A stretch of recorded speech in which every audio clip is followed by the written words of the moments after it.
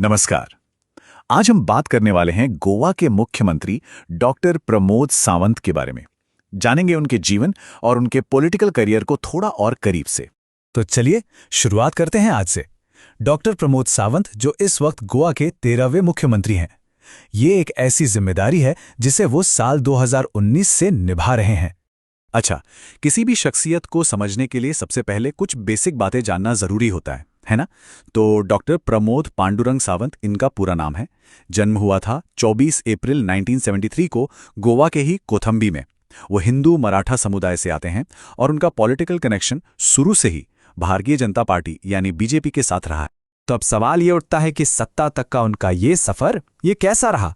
मतलब वो राज्य के सबसे बड़े पद तक आखिर पहुंचे कैसे? देखिए, उनके पॉलिटिकल करियर का ग्राफ काफी तेजी से ऊपर गया है।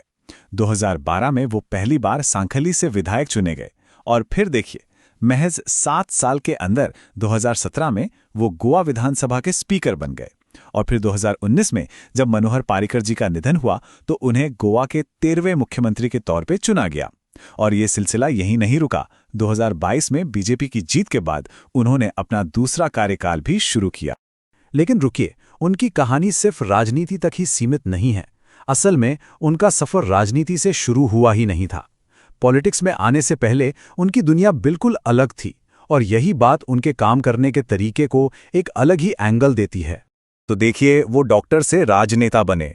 उन्होंने पहले कोल्हापुर से आयुर्वेद, मेडिसिन और सर्जरी में BAMS की डिग्री ली।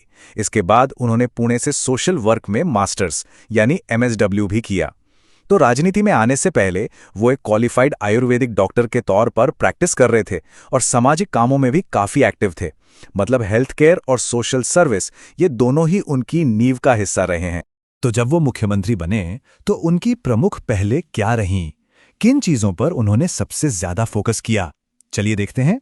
जो जानकारी मिलती है उसके हिसाब से उनके काम में कुछ चीजें साफ नजर आती हैं। जैसे उन्होंने आदिवासी भूमि अधिकार जैसी सामाजिक नीतियों की घोषणा की, मेंटल हेल्थ अवेयरनेस यानी मानसिक स्वास्थ्य को लेकर जागरूकता बढ़ाने पर जोर दिया और साथ ही स्पोर्ट्स को भी बढ़ावा दिया। खासकर गोवा को एक मॉडल फुटबॉल स्टेट बनाने का लक्ष्य रखा। हाँ, ये भी बताना जरूरी है कि उनके कार्यकाल में चुनौतियां भी आईं। जैसा कि अक्सर राजनीति में होता है, विपक्षी दलों ने उन पर नौकरियों के लिए पैसे लेने जैसे कुछ आरोप लगाए।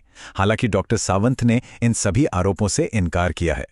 अच्छा, राजनीति से हटकर अगर हम उनके निजी जीवन की बात करें तो वो कैसा है, चलिए थोड़ा जानते हैं।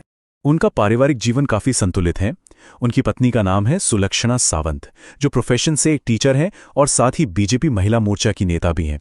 तो कह सकते हैं कि समाज सेवा का जज्बा पूरे परिवार में है। उनकी एक बेटी भी है और उनकी रुचियों में समाज सेवा, राजनीति और हेल्थ केयर के मुद्दे ये सब मिलकर गोवा के विकास पर ही फोकस करते हैं। तो आखिर में एक सवाल हमारे जहन में आता है, डॉक्टर प्रमोद सावंत का जो सफ़र रहा है एक डॉक्टर से मुख्यमंत्री तक का, ये वाकई काफ़ी अलग है और ये हमें सोचने पर मजबूर करता है कि एक डॉक्टर और एक सामाजिक कार्यकर्ता का जो अनुभव होता है वो किसी राज्य के नेतृत्व पर कैसा असर डालता होगा। ये अनुभव उनकी नीतियों और फैसलों को किस तरह से एक नई दिशा देता होगा।